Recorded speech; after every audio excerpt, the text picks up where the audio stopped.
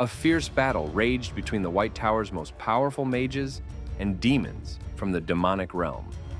The demons were led by the High Evil Priest, while the Mage Tower followed the command of Oscar Sage, a level 9 mage who held the title of Mage Tower Master. With the help of his disciples, Oscar managed to defeat the invading demons.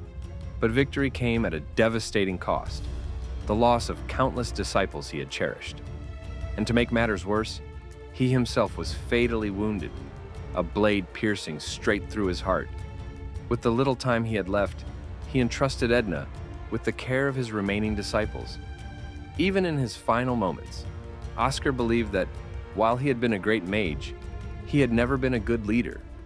With that regret weighing on his soul, he passed away, and his name became part of history. But this is a transmigration story. 20 years later, Oscar wakes up in a new body. His return begins the moment a leaf petal drifts through the window and lightly touches him. The abrupt awakening causes him to sit up so suddenly that his hand accidentally knocks into his caretaker, who happens to be carrying a bucket of water. The water spills all over the poor man. This caretaker, Frank, is not amused. After everything he's done to take care of Oscar, he certainly doesn't deserve to be soaked like this. He only came to switch the towels, and now he's standing there, drenched. Annoyed, he scolds Oscar, warning him to fix his terrible sleeping habits, or else he's done looking after him. Meanwhile, Oscar's mind is racing. He can't comprehend why he had been sleeping so soundly, so vulnerably, and more importantly, he should be dead. As far as he remembers, his heart had been pierced by the high priest's blade. Before he can make sense of anything, the door swings open with a loud bang. An ill-mannered man storms into the room without so much as a knock, his expression full of irritation. He barges in like an enraged bull. This man is Elder Maxim, Oscar's teacher. Frank tries to calm him down, but Maxim is too furious to listen. This time, he's determined to teach Oscar a lesson for how utterly pathetic he is. However, both Frank and Maxim freeze when Oscar suddenly asks, in all seriousness, why he's even alive. For a moment, even Maxim is taken aback. Then, with a smirk, he finds the situation amusing, ironic even. At least Oscar finally realizes he's nothing more than a useless fool who should have been dead long ago. His eyes land on Maxim's robes, and recognition strikes. Maxim is a mage of the White Tower. Without hesitation, he demands that Maxim explain the current situation in detail. Maxim's rage flares at Oscar's audacity. A mere whelp ordering him around? Acting clueless, as if he doesn't know what's going on. The nerve. There's only so much restraint Maxim can exercise before his patience snaps. His hand lifts, ready to slap the arrogance right off Oscar's face. But Oscar sees it coming. Instinct takes over, and he casts one of his signature defensive spells, Windshield. He's certain that when Maxim's wrist collides with the barrier, it will snap in two. He almost laughs at how short-sighted and foolish Maxim is, raising his hand without considering the consequences. But then, his expectations are shattered. To his horror, his windshield vanishes the moment Maxim's hand gets close. Panic grips him. Why? Why is his magic so weak? Fortunately, even though the spell barely holds, it's just strong enough to make Maxim pull back his hand before the strike lands. Maxim studies Oscar for a moment, then smirks. The boy actually managed to conjure a windshield, even if it was weak. At least it proves he hasn't been wasting his time completely. With that in mind, Maxim decides to postpone any disciplinary action, for now. Instead, he tells Oscar to focus on recovering. After all, there's still the matter of his embezzlement of research funds to deal with later. Once the elder leaves, Frank turns to Oscar, questioning his audacity for behaving so rudely in front of Maxim. But Oscar is still lost in thought, trying to figure out why his windshield disappeared the moment he cast it, and how long he's been asleep. Meanwhile, Frank scolds him, urging him to pull himself together, especially since Elder Maxim is so intolerant. But Oscar barely listens, His mind is fixated on something far more troubling: his magic. His mana circuits, mana reserves, mana purity, everything that makes up his magical abilities is completely out of balance. Desperate to understand what has happened to his body, he finally focuses on Frank and asks for the date and time. Frank promptly replies, "It's the 21st of September." Oscar begins piecing things together. The last thing he remembers is fighting the evil priest on April 28th. That means he's been unconscious for 5 months. But Frank immediately corrects him. "Yet, what are you talking about? You've only been out for 1 day." Of course, this isn't the answer Oscar was expecting. It doesn't make sense. Something is deeply wrong. He quickly orders Frank to call Lloyd. If Lloyd isn't available, then Gila or Shasha should come instead. They're the only ones who can give him a clear picture of his situation. Frank, however, looks at him in confusion. "Why are you bringing up their names?" he asks. "More importantly, why do you think they'd help you?" "They're traitors." Oscar freezes. "Traitors," Frank continues. "Lloyd abandoned the White Tower to become a disciple of the Red Tower Master. Keela stole a high-level magic book and disappeared. The only one worth mentioning is Shasha, who has now become the Mage Tower Master." Hearing this, Oscar's annoyance flares. He refuses to believe Frank's accusations. Those three would never betray the White Tower. But as he watches Frank's unwavering expression, he realizes something chilling. Frank isn't lying. Which means Shasha really is the Mage Tower Master. That shouldn't be possible. Shasha was 5 years old the last time Oscar saw her. How could she suddenly be leading the tower? Frank gives him a baffled look. "What are you talking about? Shasha is 25 now, not 5. Oscar stares at him, his mind spiraling. Nothing is making sense. He turns to the window, and then, as his reflection stares back at him, the biggest shock of his life strikes him. The body he's occupying isn't his own. As you've probably guessed, Oscar has woken up 20 years in the future. And in those 2 decades, the world has changed dramatically.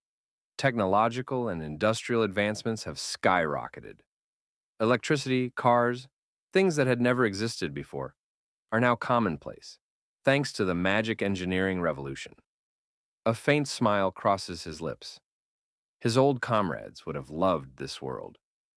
Back when everything was crumbling, the only thing people had left was despair. But enough reminiscing. He needs to find out everything about the owner of this body. The body's name is Oscar Crucian. He was taken into the White Tower at age 10. Now, at 20, he's a level 1 mage from a fallen noble family. At least the guy has a decent face. No complaints there. But the real issue? His body is absolute garbage for a mage. Being 20 years old and still stuck at level 1? Pathetic. As for why this Oscar collapsed, the answer is simple. He embezzled research funds to buy an illegal elixir. The moment he drank it, he passed out. Not surprising considering how dangerous that elixir was. If it had worked, his mana reserves would have multiplied several times over. If it failed, well, death was a real possibility. Frank said he was unconscious for just a day. But even if the elixir had succeeded, the original owner of this body should have died from a mana outburst. Then, Oscar notices something strange. This body has way too much mana for a level 1 mage. More importantly, its mana is completely unrefined. There's no way this is just the result of some cheap, illegal potion. Then, suddenly, black gunk begins to form inside him. It condenses in the middle of his chest, and before he can react, the dark substance moves.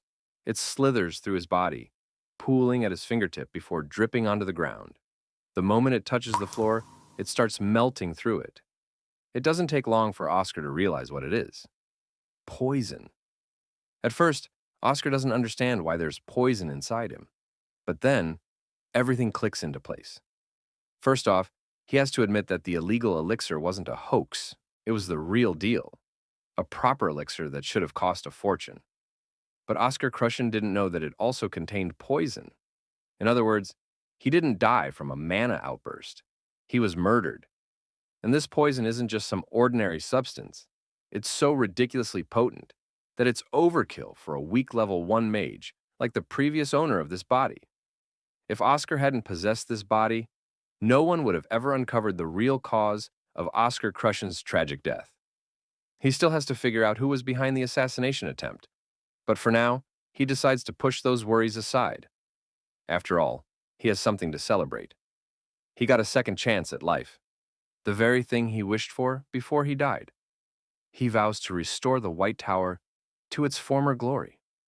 Not only that, but he's also going to live the perfect, selfish life he had long been denied. And while he's at it, he won't forget the original owner of this body. The least he can do is avenge the poor guy by taking down the bastards who plotted his death. Meanwhile, elsewhere, a lackey reports to his boss that the store has been completely wrecked. Apparently, some mage was responsible for all the destruction. The drunken boss instantly loses his temper. Who the hell had the audacity to attack his store? The lackey hesitates before answering. It was the guy who bought that illegal elixir. He's looking for the shop owner who sold it to him. It doesn't take long for the boss to put 2 and 2 together. This has to be Oscar Crushen.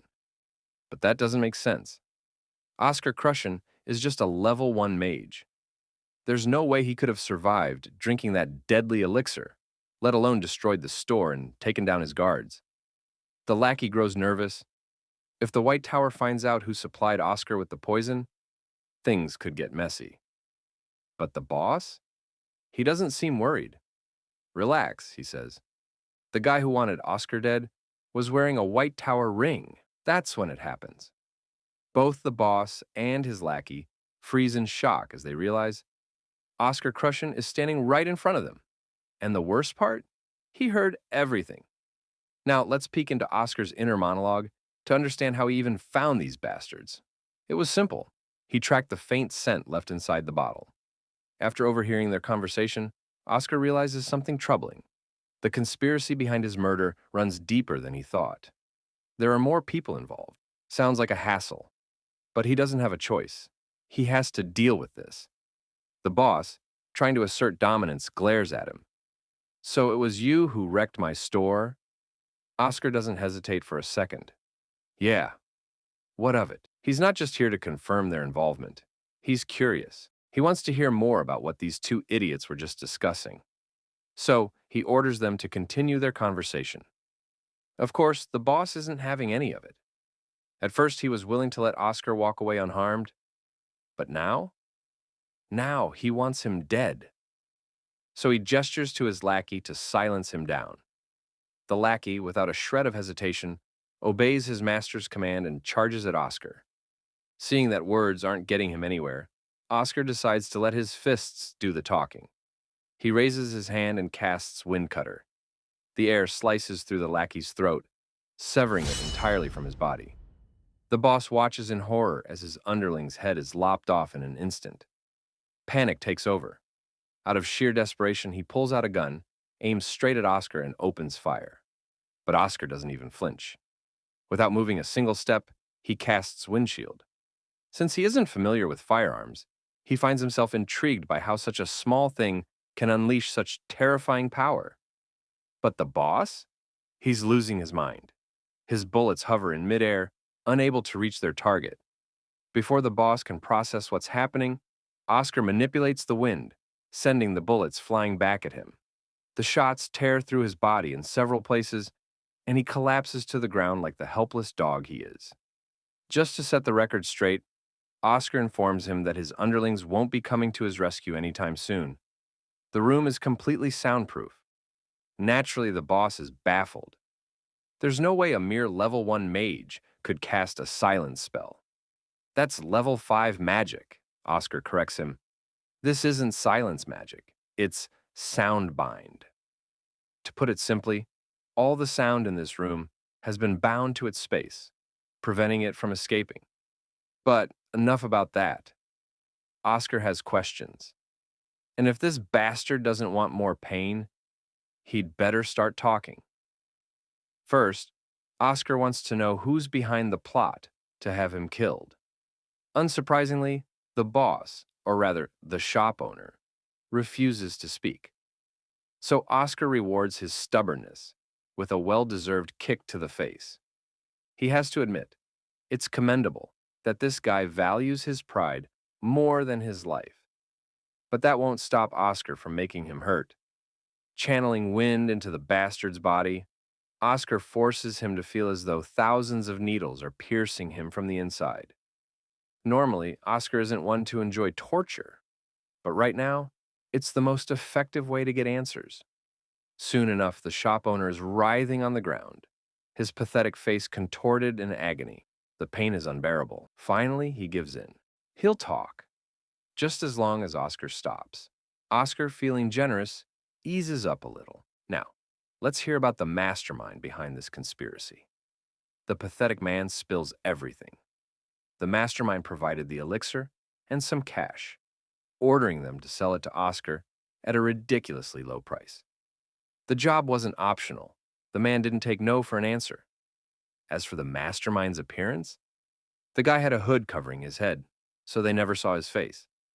However, he was definitely wearing a White Tower ring. Hearing this, Oscar immediately realizes something. The hooded man wanted this fool to believe he was from the White Tower. It was a deliberate misdirection. Still, there's one more clue to consider. Oscar asks the shop owner what the mastermind smelled like. The shop owner hesitates for a moment, then describes the scent as distinct, something refreshing and clear, similar to mint. Oscar commits the scent to memory and moves on to his next question. How exactly did the shop owner plan to get away with murder after poisoning someone with that elixir? The answer is simple. With the White Tower currently occupied with the withdrawal from the 4 main magic towers, the shop owner didn't think they'd bother conducting a real investigation. The mention of the withdrawal from the 4 main magic towers catches Oscar's attention. He presses the shopkeeper to reveal more. The shopkeeper, however, is skeptical.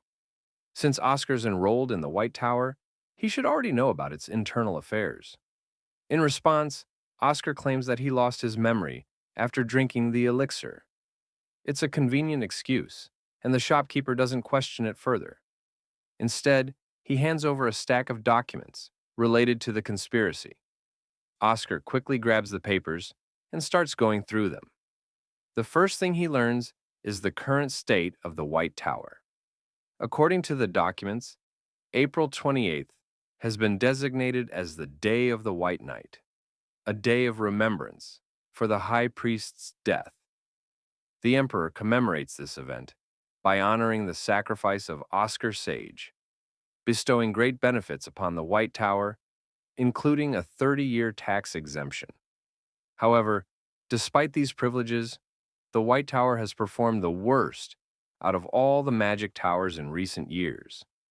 It lost everything 20 years ago, and even now, it has yet to recover. An important announcement from the imperial family is expected at this year's White Knight Festival. Experts believe that the White Tower's biggest problem is the absence of advanced magic. Oscar is stunned. The White Tower lacks advanced magic? That shouldn't be possible. He distinctly remembers handing over crucial documents to Edna to prevent exactly this from happening. Then, he reaches the final section of the report. It details how the White Tower produces the worst business results among the 4 towers. Curious, Oscar asks the shopkeeper what kind of businesses the 4 main magic towers are currently running. The shopkeeper obliges. The Yellow Tower of the East, which specializes in lightning magic, spearheaded the great magic engineering era. Thanks to them, innovations like street lamps and automobiles exist today. The Blue Tower of the South dominates the drinking water industry, agriculture, and potion making. The Red Tower of the West, which resides in the desert, has aligned itself with the military, assisting in monster subjugation and various combat operations. Finally, there's the White Tower, the one Oscar is most eager to learn about. According to the shopkeeper, the White Tower's in the delivery business. Oscar blinks. Delivery? Seeing his confusion, the shopkeeper elaborates. Since the White Tower has both a post office and wind riders who can fly, they have a significant advantage in transporting goods quickly and safely. Oscar is beyond disappointed. This is what the White Tower has been reduced to? The mages of the White Tower were once the rulers of the skies. A symbol of freedom and bravery, they soared high above the world, their power likened to that of dragons and eagles. And now, they're glorified couriers. Whoever came up with this disgraceful business model, Oscar swears he'll make them pay with their life.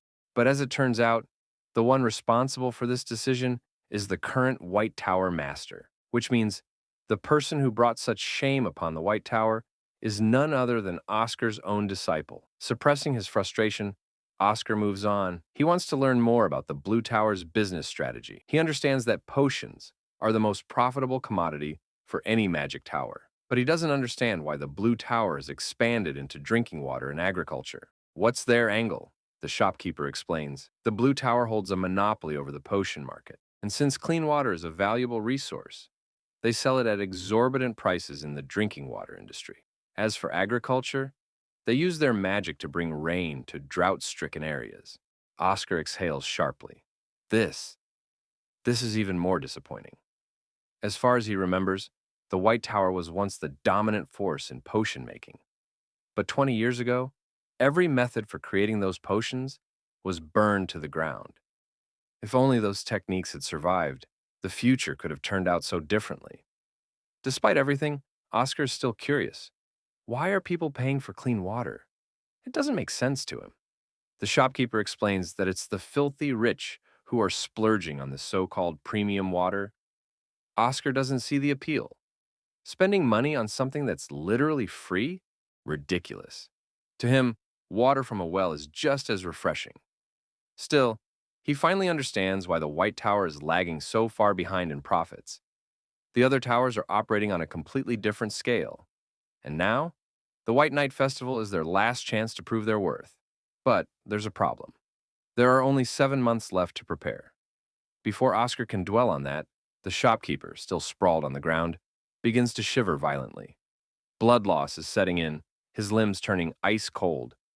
If this continues, he'll bleed out and die. Oscar hesitates.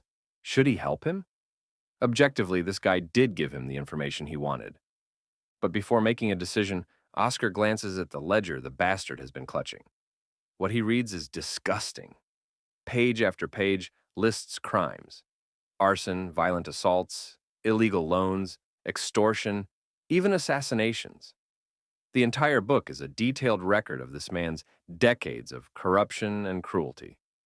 Oscar exhales, his disappointment immeasurable, not worth saving. Without another word, he turns and jumps off the building, leaving the bastard to his fate. Later that night, Oscar finally makes his way back to the White Tower. His body feels heavy, exhaustion threatening to pull him under. It's pathetic, beyond pathetic, that he's this burned out from casting just a few basic spells. How the hell is he supposed to wield advanced magic in the future when this body can barely handle the fundamentals? After all, what made Oscar Sage the greatest mage in human history was his absolute mastery of Wind Archive magic. He attempts to use it. The spell fizzles out, disappears completely. Tick. Before going any further, he decides to conduct a full checkup on this body's condition. First, a magic scan. As the scan runs, he figures he should learn more about this body's original owner. Grabbing Oscar Crushen's profile book, he flips it open and starts reading. The information is surprising. Oscar Crushen was the heir of Count Crushen and the sole survivor of a catastrophic mansion fire. The magic world recognized his genius early on.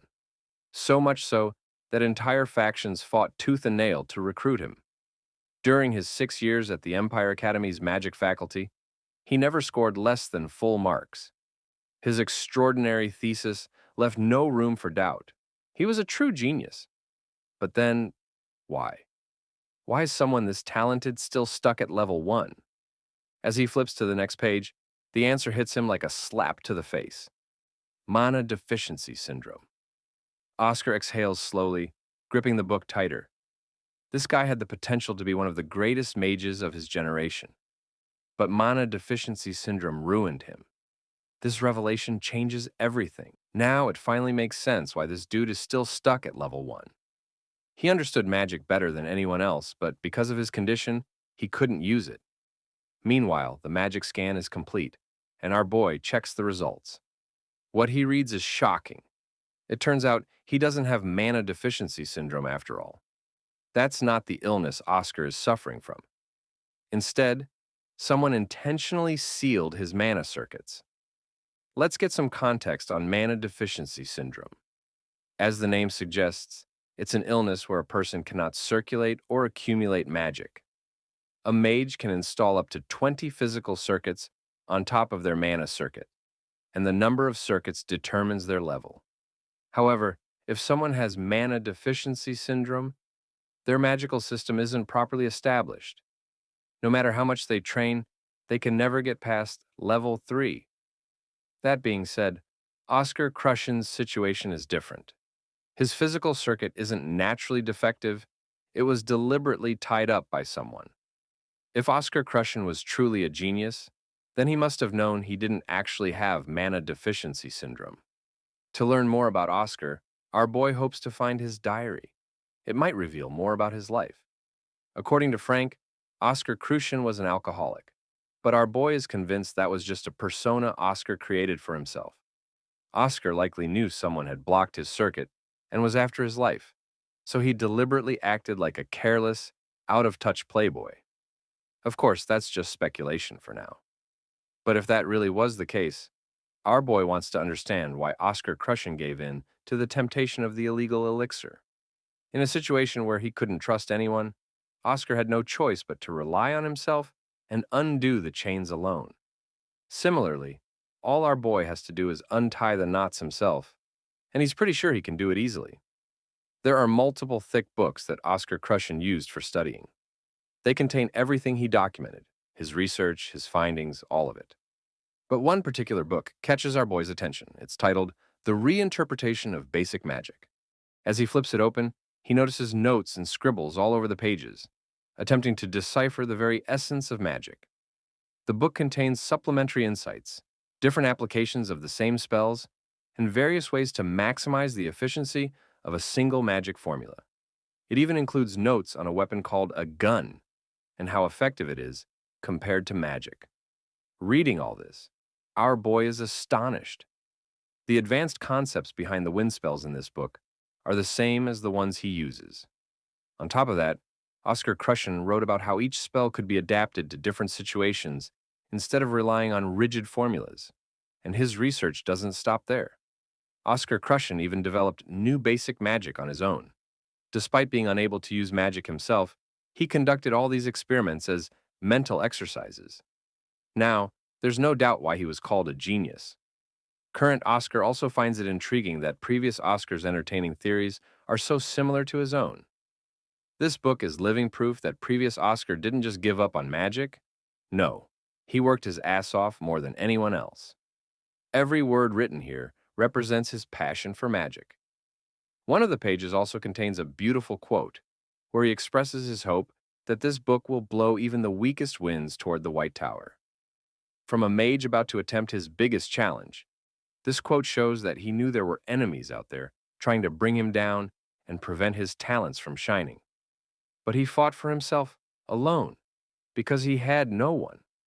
Oscar Crushen was a young mage who didn't break under his cruel fate. Instead, he silently walked a lonely path.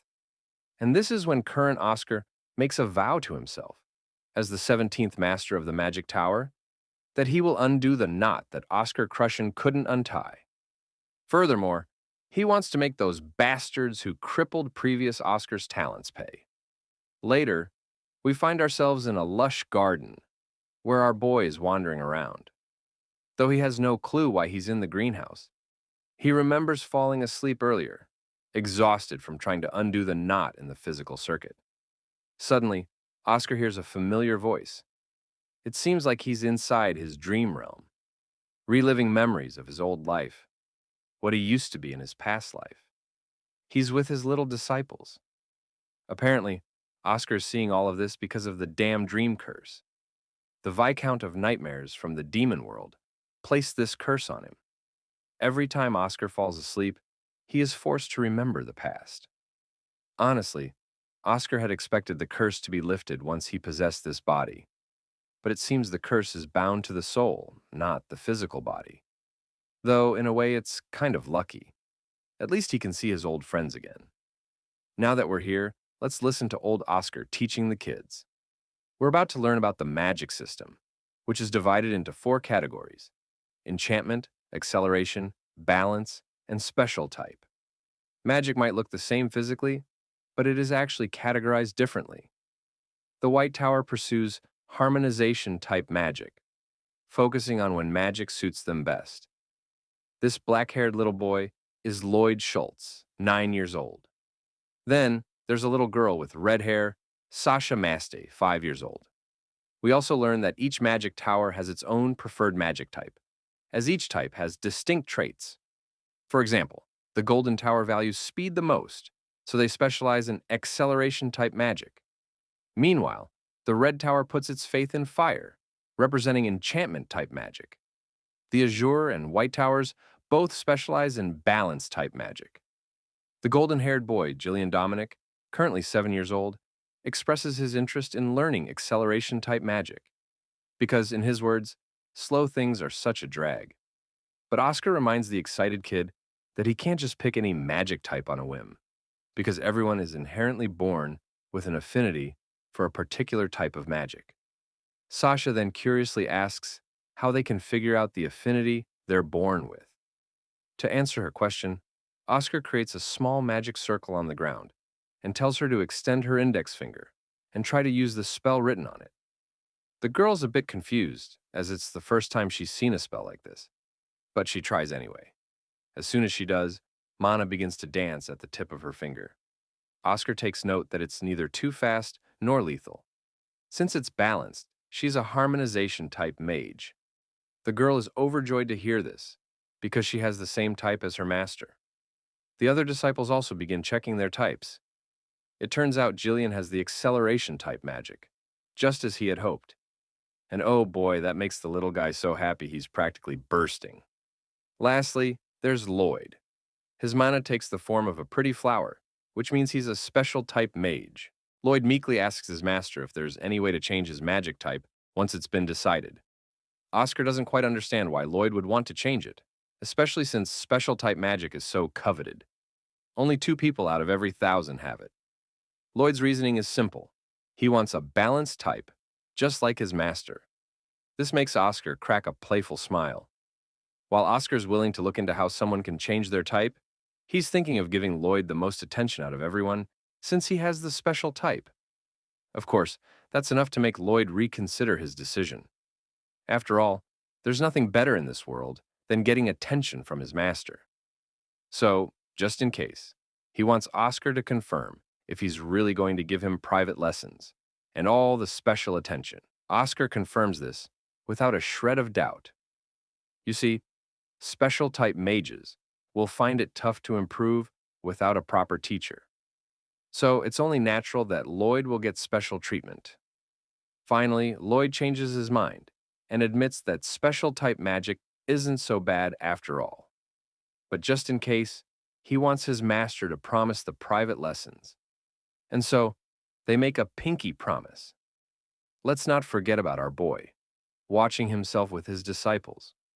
The sight is heartwarming as Oscar recalls how Lloyd was called the Promise Man for this very reason. Suddenly, Oscar wakes up as an announcement blares from the broadcasting room.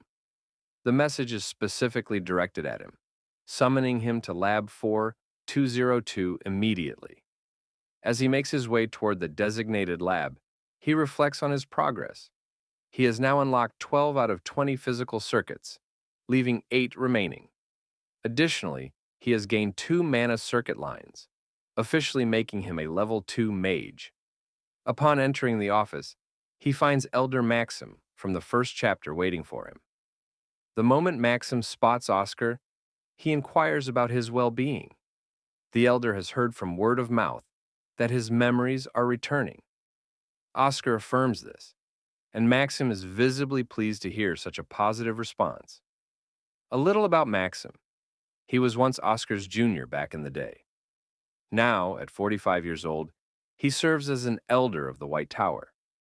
Though he entered the tower many years after Oscar, Time has made him an elder in his own right. Honest to a fault and diligent, Oscar always believed his junior had a bright future.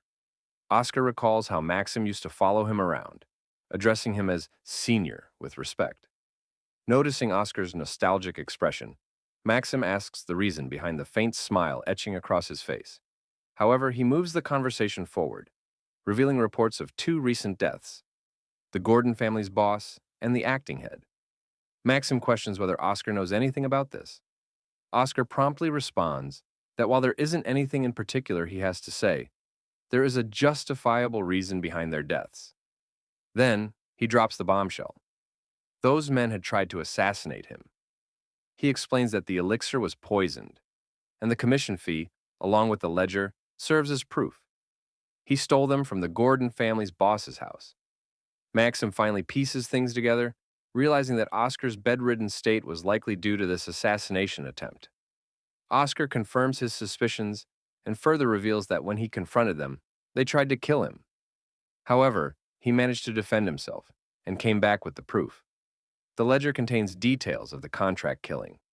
Maxim acknowledges this and assures Oscar that he will ensure the incident is closed as self-defense, keeping Oscar out of any murder allegations. Oscar is relieved to hear this. With that settled, Oscar makes a personal request.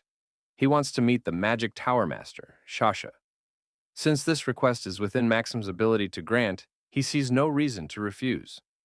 Moreover, he recalls how Oscar often had discussions about magic with the Magic Tower Master in the past, making this request even more reasonable. This revelation surprises Oscar, as he was unaware that the previous Oscar had spoken with Shasha before. Now he is curious about what those conversations entailed. However, Maxim reveals that the earliest possible meeting with the Master would be in 6 months, coinciding with the White Night Festival. The reason for this delay is that the Master is away on a business trip, handling an important commission. This doesn't sit well with Oscar, and he wonders why the Magic Tower Master would go to such lengths for what seems like a minor responsibility. In response, the Elder explains that the High Mage is currently absent, so the Master has to take on their duties as well. Out of curiosity, Oscar inquires about the Magic Tower Master's current level. Maxim reveals that she is a level 7 High Mage. Hearing this, Oscar reflects on how, at her age, he had already reached level 9. Given her talents, he believes she should have at least reached level 8 by now, so he is unsure what has held her back. Shifting the topic, Maxim brings up the reports, mentioning how the cross-section of the corpses was unnaturally clean. This raises the question of whether Oscar has started practicing attack magic again. Oscar affirms that he trains only when he feels like it. With their discussion concluded, Oscar is dismissed. Once Oscar leaves, Magic Tower Vice Master Hamel Glimwitz promptly appears in Maxim's office. Hamel urges Maxim not to be too strict with Oscar. However, Maxim believes that Oscar deserves to be scolded if he gets involved in trouble. While Maxim may be right, Hamel still worries about Oscar, since he was the one who brought him into the White Tower. Reflecting on his recent encounter with Oscar, Maxim recalls how Oscar had conjured a windshield. While it's just a basic magic spell, perfecting it in just a few days is nearly impossible. This means that Oscar must have been secretly studying very hard. With that, Glimwitz departs to attend an elders meeting, where Elder Fidelina is already waiting. Meanwhile, Oscar walks around the same greenhouse he had seen in his dreams. As he moves through the lush surroundings, he encounters the caretaker of the place. While the caretaker seems to recognize Oscar, he himself has no recollection of the man for obvious reasons. When asked for his introduction, the caretaker introduces himself as Wilter, the manager of the Magic Tower's facilities. He has heard rumors about Oscar losing his memories, and after seeing him in person, he confirms them to be true. Oscar notices that Wilter refers to him as young Sir Oscar instead of simply calling him Oscar.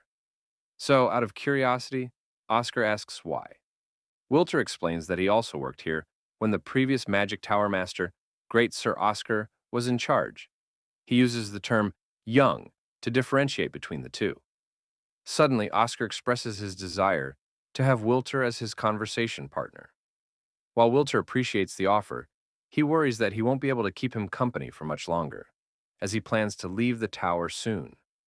Having served the Magic Tower for 40 years, Wilter has witnessed 3 masters come and go. His co-workers have constantly changed, and he is the only one left from his generation. He has held out this long because of something the previous Oscar said during his appointment ceremony. The former master believed that everyone residing in the tower was needed, encouraging them to live with pride as part of the White Tower. While it might sound amusing, Wilter took those words to heart, working diligently with the belief that he was a true member of the White Tower. Oscar assures him that this way of thinking is not silly at all. In fact, he feels proud of Wilter for his dedication. Regardless, Wilter has already made up his mind. He will leave soon. The state of the White Tower has been deteriorating for some time. The facilities are struggling and finances are not what they once were. Next month, his 40 years of service will officially conclude, and he will receive a long service award. For context, all non-mage members of the White Tower receive a long service medal and a monetary reward upon completing 20 and 40 years of service. Those who have served for 40 years receive 200,000 bells, a sum large enough to buy a house in most major cities. However, the White Tower is no longer in a financial position to afford such rewards. To pay him that much, many would have to risk their lives by taking on high-stakes commissions just to make ends meet. Wilter, unwilling to be a burden, does not want to take such a generous reward while the White Tower is struggling. To him, this place has been like a second home. Oscar feels a lump in his throat upon realizing how dire the White Tower's financial situation truly is. Reflecting on it, he had previously thought that the Azure Tower engaged in questionable business practices simply to make money. But now, he realizes the truth. It's not the Azure Tower that was foolish. It was him for underestimating their work. The Azure Tower has earned copious amounts of money, proof of their success. It's no surprise they are currently the strongest in history. Meanwhile, all Oscar has are useless titles: war hero and mankind's savior. Honorable as they may be, they mean nothing if he can't even secure rewards for those who dedicated their lives to the White Tower. Wilter suddenly snaps him out of his thoughts. Oscar notices Wilter nursing his bleeding hand. It seems Wilter had clenched his fist so hard in frustration that his nails had pierced his palm. Despite the injury, Oscar's more worried about when Wilter plans to leave. Wilter mentions he still has 2 weeks of service left. Oscar then expresses his desire to keep him as a conversation partner, assuring him that he will find a way to make enough money so that no worker ever has to leave the White Tower for financial reasons again. Oscar has laid down his words, but right now, he's more puzzled than ever. He doesn't have any clear path toward striving for wealth. The first things that come to Oscar's mind are working with lectures and commissions out of his own income. But let's be honest, that's a terrible approach to fund an entire Magic Tower, especially when he's just a crappy level 2 mage at the moment. The more realistic option is building a business that reaps massive profits, the kind of wealth that leaves Andrew Tate in the dust. He's thinking about working with potions when suddenly Oscar reaches an epiphany. Cutting to the Vice Tower Master's room, we see Fidelina, the person in charge of the finances of the Magic Tower, throwing a fit over the recent troubles caused.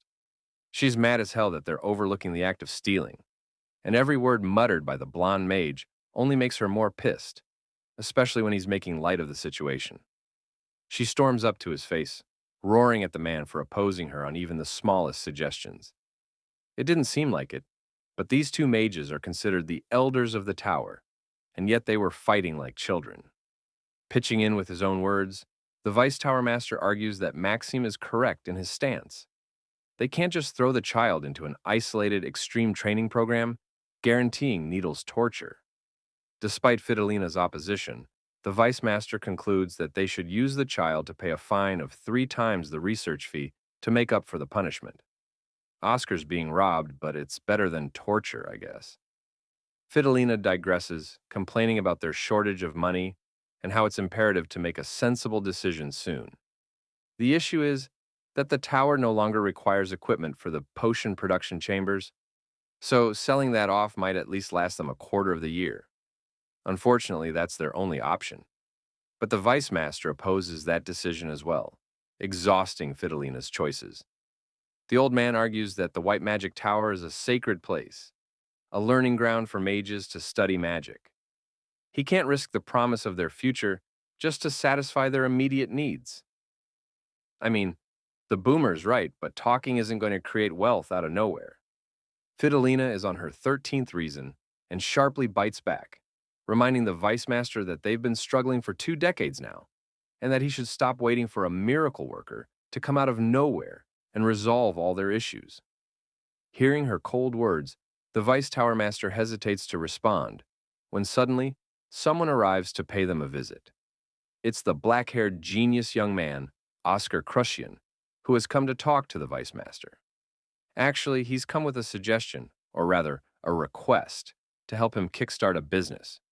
Imagine being broke as hell, and then your friend tells you to start a business when you're already looking for scraps.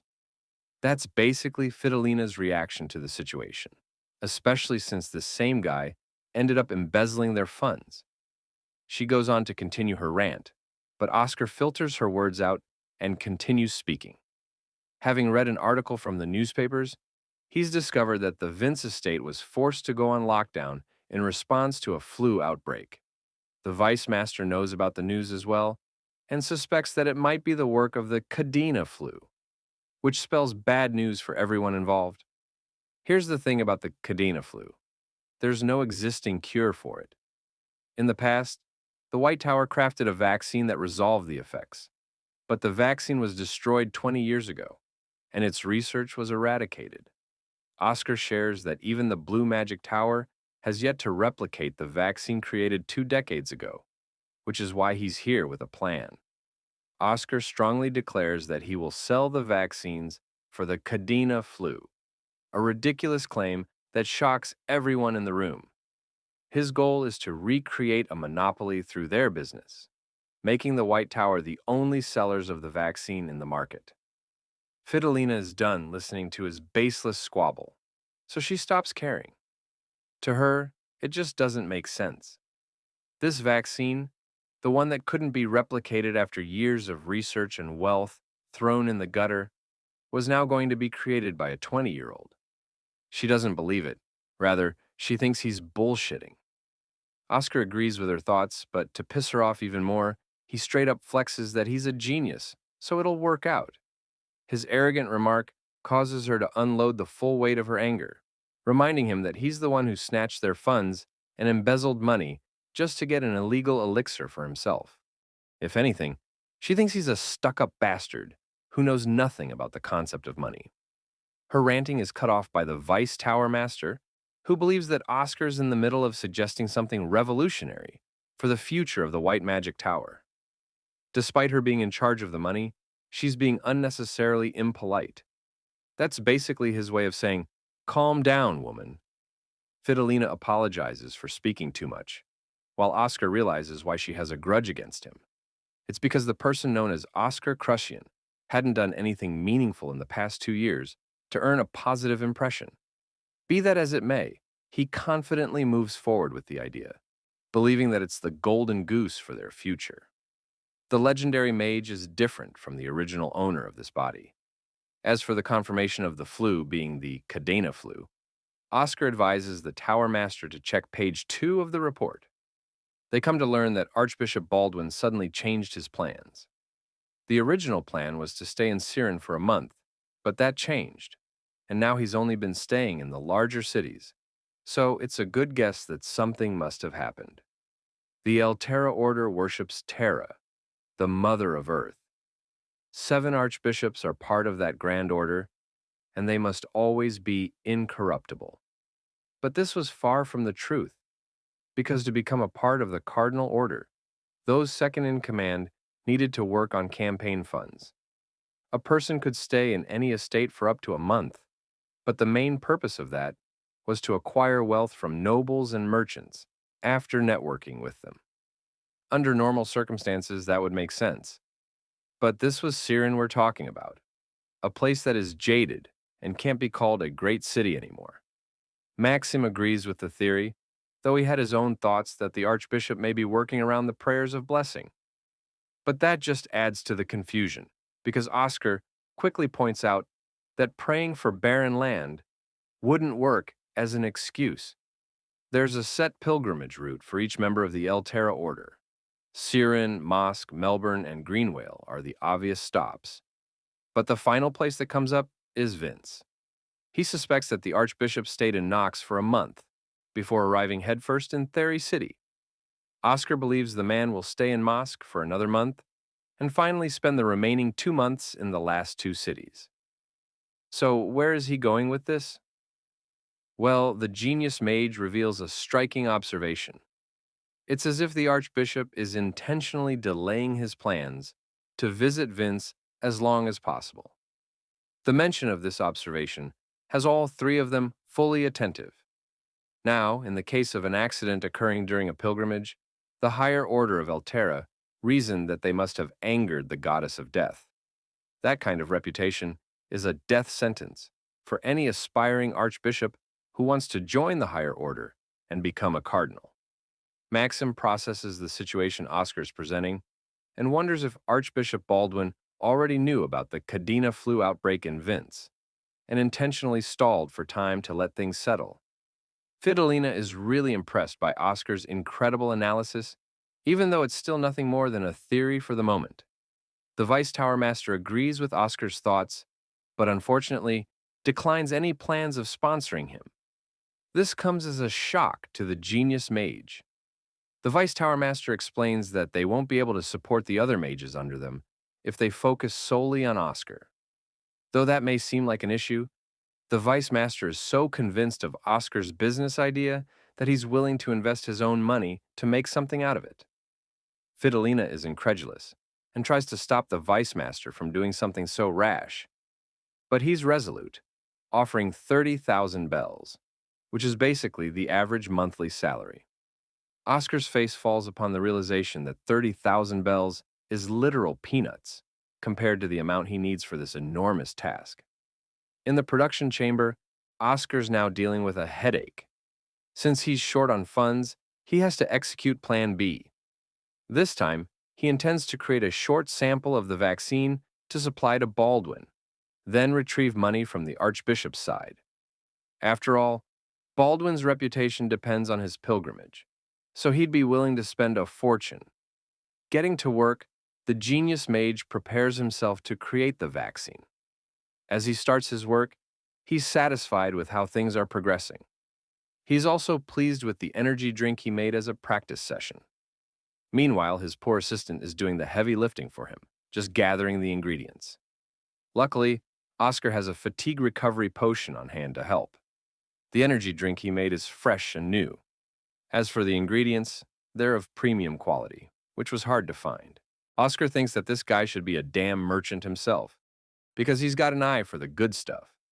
Funnily enough, that's exactly what he plans to do after the tower's fully demolished. Oscar slaps him for speaking badly about the tower. Since Elder Fidelina assigned him to do the heavy lifting for Oscar, he's begun to change his impression of her. She seems like a caring sweetheart beneath that stern exterior. But the thing is, Oscar doesn't exactly require an assistant. He analyzes the situation at the White Tower. Things aren't looking good because people are constantly creating new issues for him. If only they banded together and contributed to the growth of the tower, the situation would be much different. Among those children is Frank, the assistant he's been assigned. The kid seems sharp, and Oscar's been meaning to ask him a question. Frank expresses his concern about the poisonous ingredients, which he noticed when buying them. The black lilies of the valley, the red camellias, and the ghost mushrooms are all poisonous. But Oscar argues otherwise, explaining that even poisonous ingredients can be used to create medicine as long as they are handled properly. First, they will detoxify the ingredients by boiling them for 12 hours. However, there's one glaring issue with that method. It also washes away the rich nutrients inside the herbs. Oscar then asks Frank about the dumplings from the Yan dynasty. To make them, a steamer is used, which is a tool that can also detoxify the herbs while retaining most of the nutrients inside. And that's his plan. He's going to extract about 98% of the ingredients using this method. Then, their plans for monopolizing the market will be one step closer than ever before. Frank asks if the steaming process is the end of the detoxification itself. But that's not all. The ingredients only get softened, then further detoxified using a special spell. Activating air drain, Oscar extracts the poisonous essence from the steam and removes it completely. The remainder of the steam is pure, containing not a single ounce of toxin inside. So now, the only thing left is to mix the components back into a single potion. At last, the impossible cure for the Cadena flu is finally created. Frank is left speechless by what happened. He's even told to try it out himself. But it's not like he could pull off what the genius mage just did on his own. He doesn't even know how to perform a dual cast. Initiating the air drain spell, the kid showcases some unstable mana control, but overall performs better than Oscar expected. Struggling to maintain the spell, the kid reaches his limit. Oscar teases him for being unable to dual cast. Frank points out that it's ridiculous for Oscar to expect a dual casting ability from him when he hasn't even reached level 4 yet. Oscar gives him a one-of-a-kind opportunity to learn the secret technique from him. The key to unlocking this ability is to create separate partitions inside your brain. The left hemisphere focusing on Magic A, and the right hemisphere focusing on Magic B. Applying this advice, Frank gets to work and immediately shows promise with his spell. He successfully learns how to dual cast, which was much easier than he thought it would be. This raises the question, why is it a secret technique if it's so easy to learn? To that, Oscar reveals that the mages are greedy and didn't want the juniors to easily get their hands on everything. They wanted them to put in the work before acquiring such an ability. But this kind of tradition is nothing more than an obstacle in a battle for power, because techniques like these prove to be critical in such times. Right now, the White Tower desperately needs newer information and a richer source of knowledge. Oscar's glad that he's starting to make changes around here.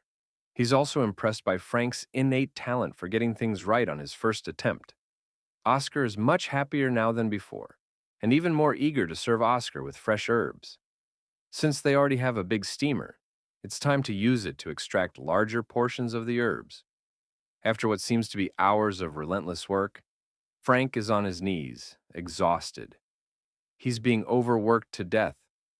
Thanks to that, they managed to create well over 500 bottles. Suddenly, Elder Maxim barges in a state of panic, to address an important problem. He reveals a note about the Blue Tower's plans to conduct a meeting with the Archbishop, and it involves their pharmaceutical company. This is an issue because Elder Maxim assumes that they might have been too late to deliver the cure. Oscar realizes that their enemies have been strategizing as well, and if they somehow ended up forming a contract with the Archbishop first, their plans would be finished. Maxim is busy consoling Frank, who is saddened by the news, but Oscar declares that this battle is far from over. He recalls that the Cadena flu is classified as a B-rank disaster, which also means they can try one more thing. Knowing that Maxim's personal flight speed is faster than even the travel wagons, he decides to pay someone a visit. The scene cuts to the Archbishop's lodging, where he receives new guests from the Blue Tower. The level 5 mage, Moira Miane, and Neil Bryan, the company's director, have come to present something. Baldwin tells them to take a seat and asks about the update on the flu cure. With glee, Moira remarks that they're making steady progress. It's good news for Baldwin, who is eager to know when it will be done. It turns out that they just need to test it on a bunch of trials, and with successful results, they will officially receive permission to administer the drug. However, Moira points out one glaring issue. Since the clinical trials will take much longer to complete, they can't launch the sales campaign immediately. Baldwin is furious to learn that it will take at least another 6 months to fully sell the cure, which doesn't align with his plans to leave for Vince in 4 months. His pilgrimage is at stake when, all of a sudden, Baldwin receives yet another unexpected visitor. He wasn't anticipating this person, and not even the Blue Tower mage knows anything about their identity. When the door opens, a black-haired mage walks right in, politely greeting the Archbishop with his name and humble rank, along with a promise to make a good offer. This mage becomes a beacon of hope for the Archbishop. Oscar declares that he's here to discuss the Cadena flu's cure, his words piercing Moira's expression and surprising the Archbishop in a sudden motion. Oscar wonders if it's already too late for him to join in. But, lucky for him, Baldwin is annoyed that the Blue Tower will still need at least half a year to get their vaccine out, which is exactly what Oscar needed to hear. Oscar breathes a sigh of relief. With this, the White Tower's happy to extend its favors to the Archbishop. Roaring with a sudden accusation, Moira accuses the mage of deceitful lies, believing that the pitiful White Tower mages have no funds or resources to even produce a speck of the impossible cure. Baldwin takes that point into consideration and requests the young mage's name again. After Oscar tells him his last name, Baldwin goes on to question if the kid has truly come up with something promising. Oscar places a small wooden box on the table, stating that it wouldn't be right for him to lie to the Archbishop's face. He pops open the lid and reveals a potion inside. Immediately, Moira is thrown into chaos, while Baldwin is deeply impressed, going so far as to ask about the possible units that could be produced and when. Moira tries to intervene, but the Archbishop shuts him down, accusing him of being unprepared in their negotiations. The Blue Mage suddenly remembers that, just like they couldn't access permission from the Empire's drug department, the same applies to the White Magic Tower, which also hasn't received approval. Agreeing wholeheartedly, Oscar reveals that there's no such approval for them either. Moira gets all arrogant, pointing out that the White Tower is no different from their own position, having failed to get the necessary approval. The Blue Tower would be more than happy to produce the vaccines in factories spanning the continent. He speaks of the White Tower with disdain, and, citing the Blue Tower's excellent track record in medicine development, assures the Archbishop that their product will be decades ahead of the competition and of the finest quality. Oscar has had enough and cuts him off, pointing out the humorous remark about the Blue Tower's rich history, especially when compared to a mage from the White Tower. Taking the insult to heart, Moira's expression changes to anger as he demands Oscar to take back his words. He casually reminds them about the very first magic tower ever established. The White Magic Tower accomplished more than the Blue Tower ever will in 10,000 years of existence. The arrogant Blue Mage is given a history lesson, reminded of the White Tower's personal monopoly on the cure for the Cadena flu just 2 decades ago. In an effort to brush off such words, Moira tries to act as if the past is irrelevant, but then he feels an overwhelming amount of pressure emanating from the Level 2 mage, who shouldn't be capable of doing that. Oscar feels the need to remind this fool of the important history he keeps forgetting. But their conversation is suddenly interrupted when one of the Archbishop's servants arrives to inform him about an urgent call, and that call is from the Lord of Vents himself. Picking up the phone, the Lord of Vents thanks Baldwin for his immense kindness in sending them the vaccine. This comes as a terrifying shock to Baldwin, who doesn't understand what's going on. He didn't send them anything. It turns out the White Tower's elder claimed that Baldwin had requested him to prepare the vaccine in secret, and it's working splendidly, as the cure is healing every patient in a matter of hours. It's as if it's a blessing from the goddess, a phrase the Archbishop loves to hear. Oscar casually enjoys their reactions, while Moira's face grows increasingly frustrated the longer the call goes on. There are no apparent side effects, and the Lord of Vents is even ready to accept a second batch. Looking back a few moments, we learn that Elder Maxim left the decision up to the Archbishop to make, but Baldwin takes control of the conversation, stating that they'll send a second batch as soon as it's ready, much to the Lord's amusement. The call ends, and Baldwin is happier than ever, asking if Oscar is responsible for this. Upon confirmation, Moira roars in protest, furious about the actions being committed against their laws. But Oscar cuts his insufferable rant off first. After giving him a history lesson, he's now happy to teach him a little something about the laws regarding wars. Moira thinks Oscar's changing the topic, but it only makes the genius mage wonder if people have grown too complacent over the 2 decades that have passed. Oscar begins by stating that 22 years ago, only one weapon was responsible for annihilating the lives of humans in their battle against the demons. It wasn't a sharp sword or a spear, but a deadly pandemic. Realizing they had to act quickly, the mages of that time began researching cures, and the FDA's delayed actions caused many lives to be lost. It was then that a new clause was added to their laws, categorizing special treatments as exempt from approval in times of war. This means they would remain unaffected by the FDA's laws. Like any normal person, Moira points out that they're clearly not at war, so it doesn't make sense. To shut him down again, Oscar reveals that 3 conditions qualify a situation as war. The first is when opposing nations are fighting each other. The second is when there is an internal rebellion.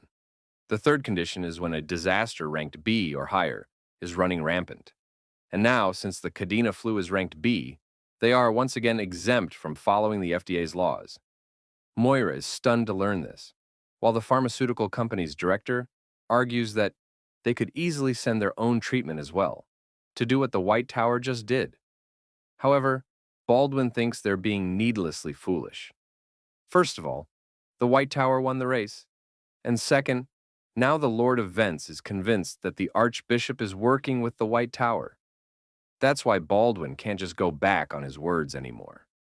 Faced with despair, the company's CEO even pleads to lower the price. But Baldwin slams his fist on the chair, reminding them that they can't purchase a reputation with money. The Archbishop has heard enough from these two and is no longer interested in negotiating with them.